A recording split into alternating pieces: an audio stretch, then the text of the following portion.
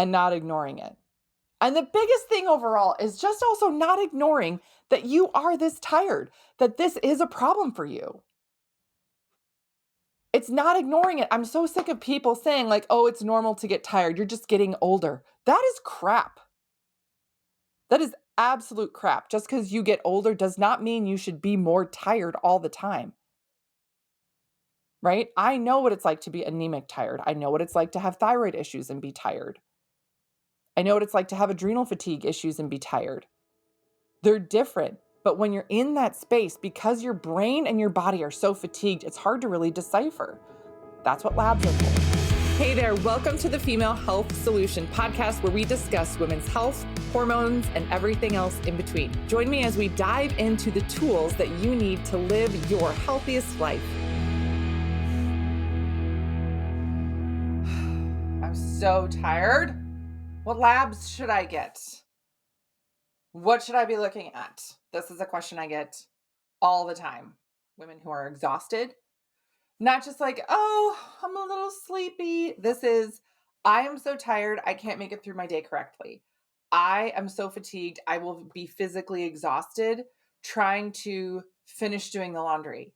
I'm so tired that if I have to go to the grocery store, get the groceries, check out, drive home, unload the groceries, and then make dinner, I can't do all of those tasks at once.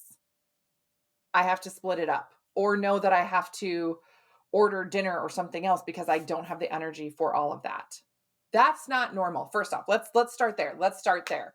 That is not normal to be that exhausted. That is not in your head. That is not, oh, you just need to buck up there, cupcake. You're not crazy for feeling like that. I myself have felt like that before. It means that something's wrong. Yeah. So how do we know? How do I get that on paper? Because so often women are wanting to see actual proof of it because they are gaslit, told to suck it up, told it's not that bad, told they're exaggerating it, or just made to feel like they're wrong for feeling like that, feeling that tired. So how do we do this? What do I look at to say, this is actually a problem? Right? There's several different tests, right? The first one that I love to start with, of course, is a Dutch test.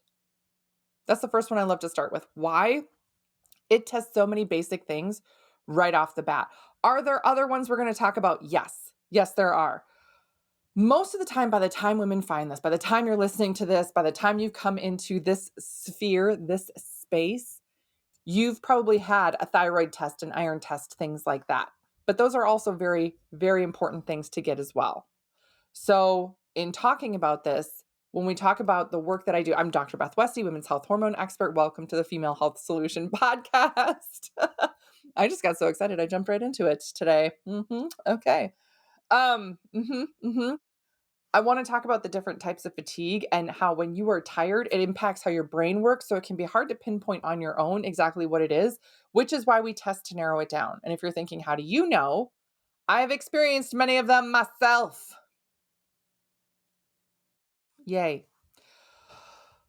One of the most common things and one of the number one deficiencies that women experience is anemia, iron deficiency. Super easy to test for, super easy blood test. You can oftentimes get it on your own. You can order it online and you can take it at home and send it into a lab. They have iron tests, I think, that you can get at like the I was going to say the gas station, not the gas station, like the convenience store or like Walgreens or something like that. They're very accessible now to get an iron test. They're fairly inexpensive. And once you know if it's iron or not, you can immediately start to course correct that. I have at different points in my life where I have had very low iron. Mine was when I was younger. It was related to I was eating a lot of gluten, everything else. And honestly, I didn't know that it was a problem for me and impacted the absorbability of food and nutrients into my system. No idea. I had no idea. I did not know. So I was eating healthy foods, right? I grew up on a goat farm. We would eat veggies from the garden. We would eat meat and, all this stuff all the time. There is no reason I should have been iron deficient or had low iron levels, like an iron level of 9, based on how much I was eating and how healthy I was eating and everything else. But I was also eating gluten, so I wasn't absorbing it. I just thought that was quote unquote normal for me and the fatigue levels and things that I had overall. Yeah, it's wild. It's wild. And then when I went gluten-free, the immediate shift and change I had in my energy, and I don't know how to describe it other than saying it was like a change in my body and my muscles and the strength that I had. And this is coming from, I was an athlete, in high school and in college and everything. So I went through some of the most athletic times of my life being anemic.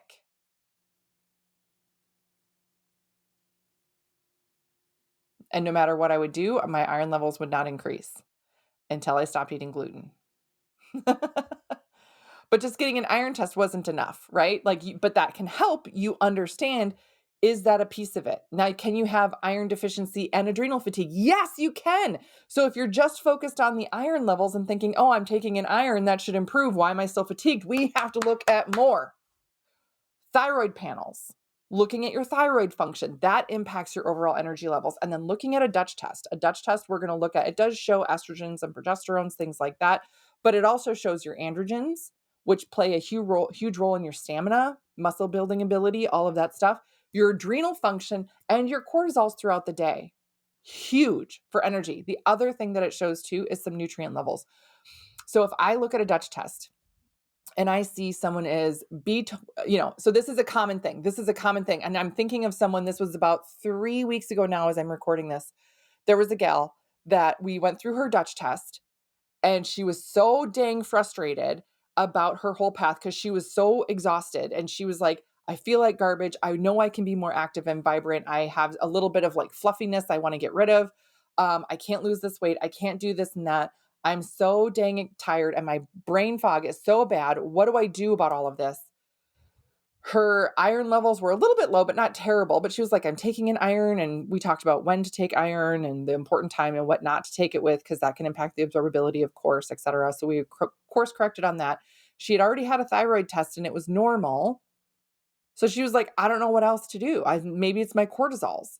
And we looked at her Dutch test and I said, it's absolutely your cortisols. You're 100% right. They're on the floor right now. I said, but so is your B vitamins.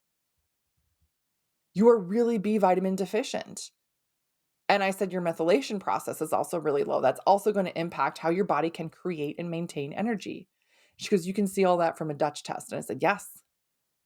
So again, this is another case, like just giving her a B vitamin, it might have improved her energy levels a bit, a certain percentage, but it wouldn't get her feeling the way that she knew that she could feel, the way that she knew her body could come back. Do you know what I mean?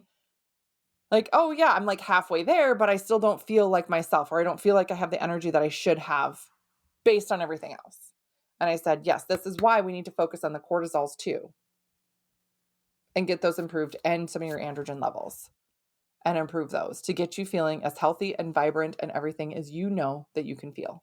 And that I know you can feel. Because it's taking a B vitamin part of it, yes, but that's not the whole piece of the puzzle. We need to look at all the pieces of the puzzle.